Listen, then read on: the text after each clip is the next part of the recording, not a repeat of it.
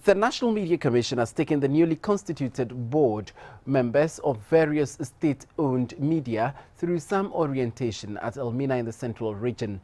This was a platform to expose the board members to their constitutional responsibilities and the freedom and independence of the state-owned media.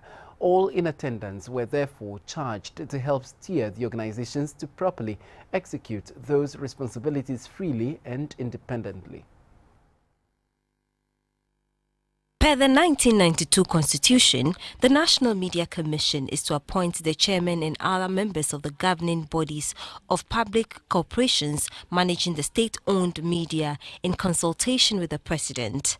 These organizations are the State Broadcaster, GBC, Graphic Communications Group, Ghana News Agency, and the Ghanaian Times. Heads of these state-owned media organizations were at the forum with their boards. One issue that came up for discussion was how effectively the state-owned media can work independently, taking into consideration Act 449, Section 19 of the 1992 Constitution, which says the President shall at all times have access to sound and television broadcasting, the press and other media of mass communication or information. The General Manager, Newspapers, Graphic Communications Group Limited, Mr. Yaobwedu Ayeboafu, spoke on the topic. At one level, you say that the media are independent. And then at the next level, you say that if the president, and so if the president so desires, and me as a media person, I don't agree, where is my independence in this matter? It means that whether I like it or not, I should defer to the president. And you see the phraseology here too. It says that the president shall at all times. This is a wonderful gathering of democratically and constitutionally minded Ghanaians who want also to see an expansion to the frontiers of freedom of expression and democracy. And the challenge here is how do we strike the balance? The chairman of the National Media Commission, Mr. Cabral Blay Amihie, explained the need for the orientation. The Constitution has imposed new obligations on the state-owned media.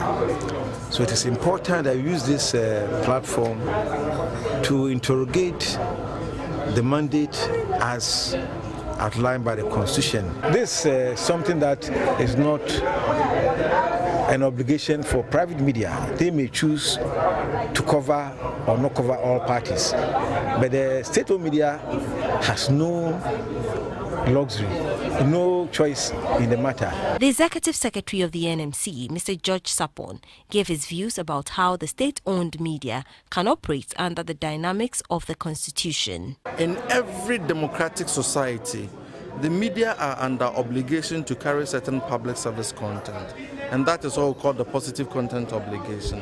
So what we need to do as regulators is to define the framework within which the presidential access will operate as a positive content obligation. So it may, for example, be determined that the presidential access rule relates to public health matters, so that if there's a cholera outbreak, the president can use that for the Minister for Health and the Minister for Information to carry out public education on the matter.